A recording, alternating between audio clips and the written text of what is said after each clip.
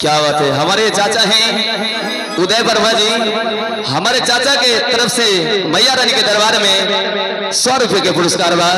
चाचा के श्री चरण में कोटि कोटि नमस्कार बा। और आई कहल गेल बा, ओम जयंती मंगला काली, ओम जयंती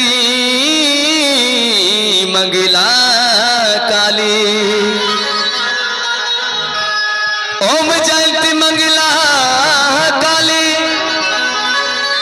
भद्र काली कपालिनी,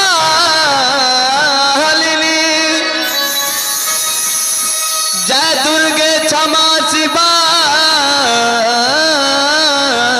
धात्री, सोहा सुधा नमस्तुते।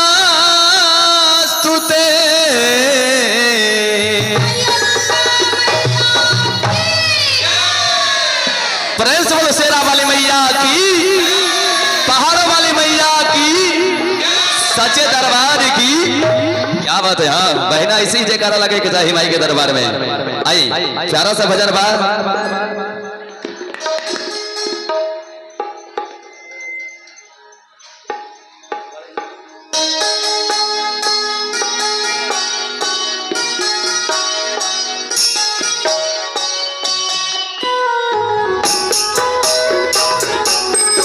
मीठी मीठी तालियां बजा के चाचा माँ के दरबार में। Thank you.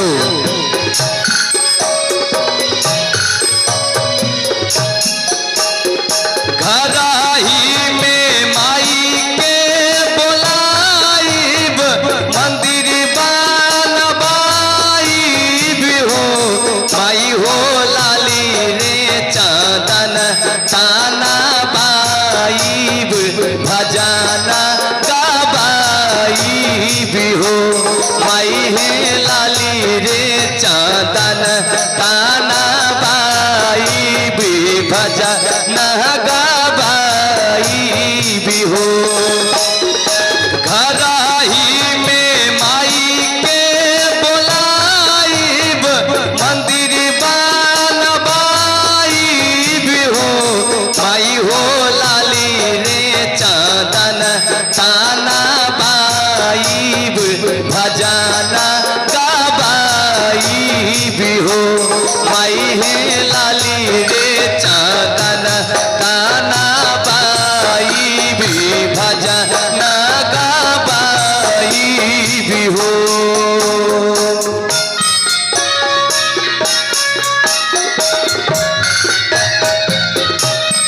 जय हो।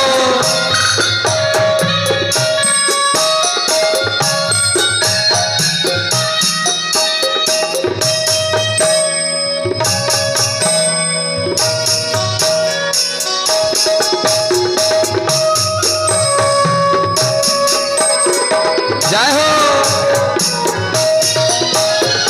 अगाना में बेदिया बनाइब, यज्ञ करवाइब हो, माई हो सतोरे बहिन के बोलाइब, भगती न हो जाइब हो, माई हो लाली रे चांदन ताना बाई भी, भजना गाबाई भी हो।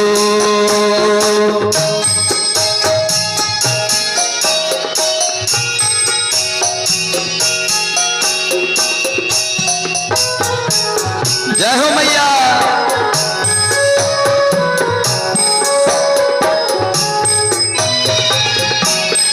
प्रेम से बोलो शेरा वाली मैया की। मीठी मीठी तालियां बजाती है माँ के दरबार में। क्या बात है।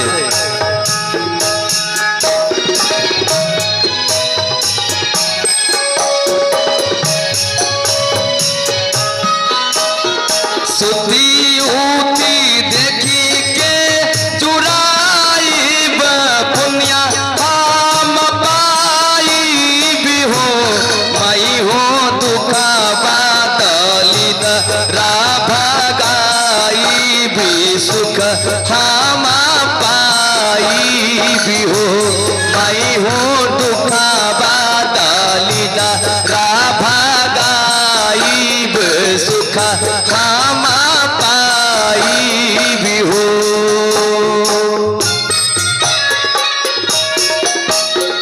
जय हो।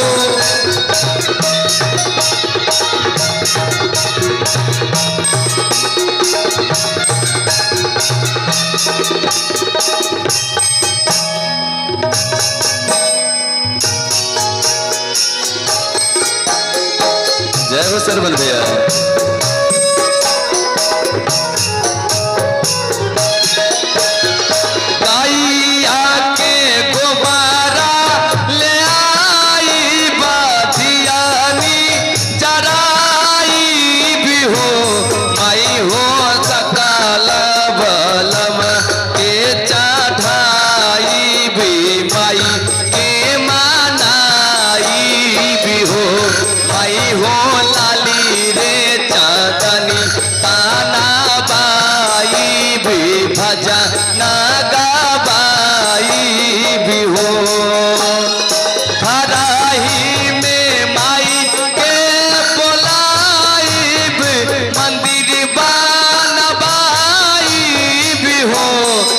हो लाली